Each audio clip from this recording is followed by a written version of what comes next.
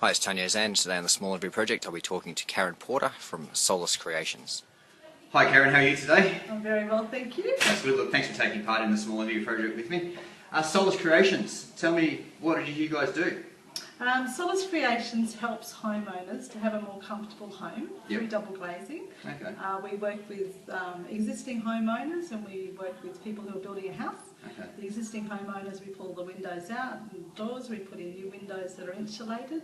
And then the new homes, we help the homeowner to work out how to maximise the insulation with their doors and windows. Right. Obviously, energy efficiency is a big part of what you guys do, I suppose, and reducing or making the home more comfortable. How much difference can it make? I have homeowners that I've done work with recently and they've turned their thermostat down 4 degrees. Really? And they're saying that their energy bills are half to a quarter of what they are now. Right, okay, so obviously would you do this in isolation or would you do this in conjunction with other forms of energy efficiency? Well, when I go into a person's home, I always ask, have you got insulation in your walls and your ceiling and your floors? Because if you just do the windows, then you're just plugging the dike. Yeah, you're absolutely. not looking at the whole picture. So absolutely. It's always good if you're going to do the windows to do the walls and the ceiling and the floor as well, if you want to have a really good result. Okay, and how long have you been in business? About 7 years now. 7 years, okay, Yes, excellent. hundreds of happy homeowners in Canberra. Excellent, it's always good to hear that, isn't it? Look, let me get into my standard questions for you on the Small Every Project. Why did you go into business? I was a public servant and working in customs. Okay. And my husband was a builder. Yep. And had a baby and then had another baby and decided I couldn't keep having mat leave, so started doing his bookkeeping. Yep. And then while I had the little babies, I was offered the opportunity to sell double glazing as well, so I took double glazing on and have built it up into a business. Okay, excellent. If you started again, would you do anything differently? If I started again, I'd probably do a little bit more work on, what is a small business, Right. all the fundamentals behind running a small business. Yep. Still after 7 years, I'm learning now Okay. on how to make a good net profit. Sure.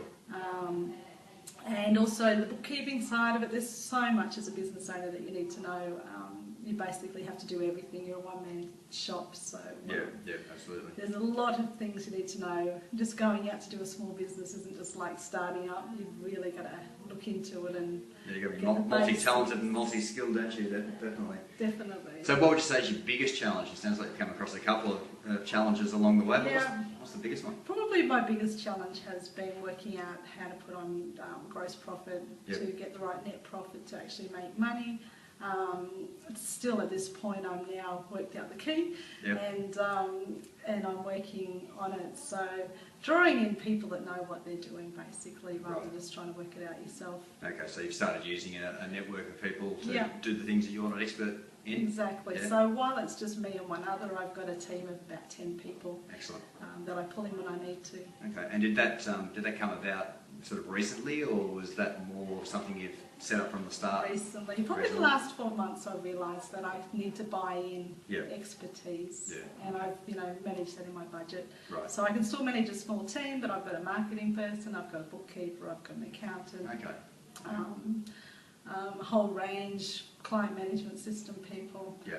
And I can pull them in as I need them. I don't need to pay a wage. Sure. I've also got someone who goes out and sees architects for me once a week. Yep. And for a small cost, they're out there marketing for me as well. Right, great. And how do you focus, the big challenge of business owners, how do you focus working sort of on the business and in the business?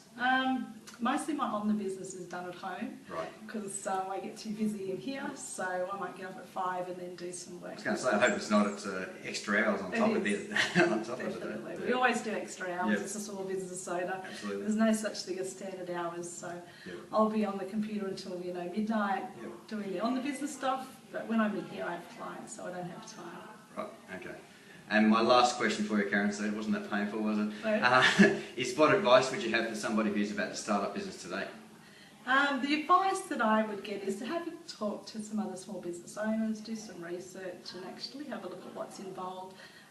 So many businesses go bankrupt in the first 5 years and it's really easy to do. I can see how easy it would be to do. So you really need to do your research beforehand, get yourself set up system-wise and talk to some people who have been around for a little while and have worked out what they need to do after a little while. Absolutely. Like me. Yep. Excellent.